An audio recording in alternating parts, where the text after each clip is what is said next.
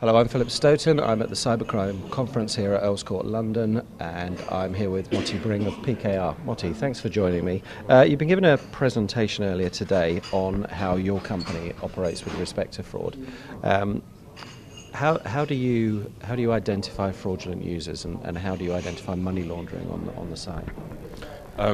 We use 4 different tools to try and identify fraudulent activity on the site. We use an integrated fraud system from PayPoint called FraudGuard, where we screen all credit card and debit card transactions. We then use an internal rule-based system that highlight different types of activity within the system that cannot be addressed by an internal source, where it's based on account activity and behavior that we highlight as high risk based on previous fraud cases that we have. We use a reporting system. We use, again, an internal system where we look into gameplay, so we can look at the win-loss ratio of players and determine if that was a genuine loss of money, or is it somebody who's trying very quickly to lose funds, and if that's the case, is it to a specific person or just randomly losing to anyone on our site.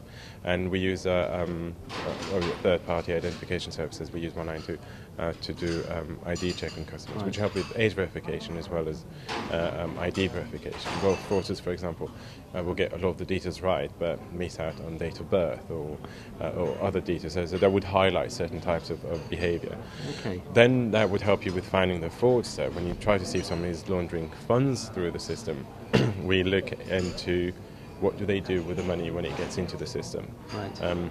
How many people will genuinely put £1,000 into the game but not play with it and then take it out? Are they just trying to legitimize the funds and use us for that purpose? Do we have people who put small amounts of money but over a longer period of time and play a very conservative game where they're willing to lose a bit of the money, the transaction fee for the fraud, but trying to keep as much as possible to take it out? Again, you approach them and ask questions. So this is how we look into identifying those who might be doing fraudulent activity, involved in fraudulent activity, and those who try to use the site to launder funds. So the actual behaviour patterns and the behaviour history you've got are a very important part of that. Behaviour is extremely important in understanding how fraudsters behave, and if there's an attempt to launder funds through the system. You can use the basic checks and rules to eliminate the obvious type of fraud, but when you actually want to catch a fraudster, you have to look into the behaviour of the person. Okay. And is that kind of fraud on the rise at the moment, or is it pretty level, or what are you seeing? I think it's probably on the rise, and I think it's getting more sophisticated. Right. For example, in the past, you used to see fraudsters coming in, they put £500 and try to get as much of it out as possible. Now they're willing to lose some of it in the process. They would not empty the account completely, so you're under the illusion that they lost £440, but they kept 60. Surely they will be back, but it's just a loss they're willing to incur. So it's probably on the increase. But certainly it's in not terms of sophistication. It is more sophisticated, yes, much more sophisticated. And where are those kind of fraudsters coming from? I mean, the internet's a global community, a global activity. So are they from all over the world, or specific regions, or? We see 2 types of frauds mainly. UK credit cards and North European credit cards that are being compromised from Eastern European countries, recently Romania and Bulgaria, but mainly Romania. We see quite a lot of fraud coming on French credit cards from France. And we see affiliate fraud, where there's an affiliation set up and cards are being used through different accounts to profit the affiliate through the rev share base. Those accounts tend to come from UK using Chinese names, and you can then track them back to the source country as well. And a lot of it will be students who come here for a year or two. And you can verify them because they are genuine people. The affiliate is a genuine person, but all the accounts that come through that affiliation are fraudulent ones and are set up by the same person. Okay. So very much a global activity, which means you've got to deal with a lot of authorities, a lot of police forces all over the world. That must be a really big challenge. It is.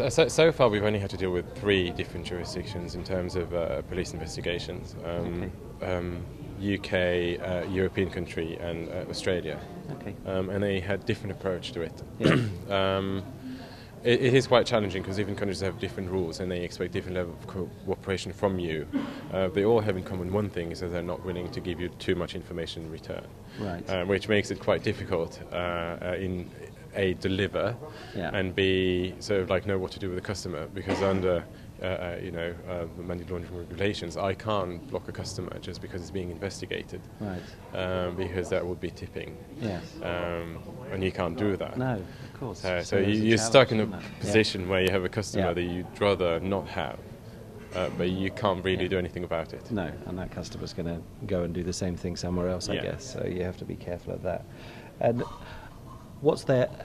how strong is their willingness to take that information and to work with you on that information? Is it an uphill struggle for you, or are they very willing to get that information? I think, and my experience is dealing with a local police unit rather than with the e-crime unit, which is different, and they tend to not have enough knowledge about online gaming and crime on the internet. Yeah. So they don't seem to ask me the right questions. Right. And they don't really know what to do with the information that I give them. Right. So I give it to them, and then I realise that they're a bit stuck, and I need to then go and explain to them, which is quite difficult because you can't explain something to someone if you're not really sure what is it that they're trying to understand. Yeah. So it is quite challenging, and they're very slow.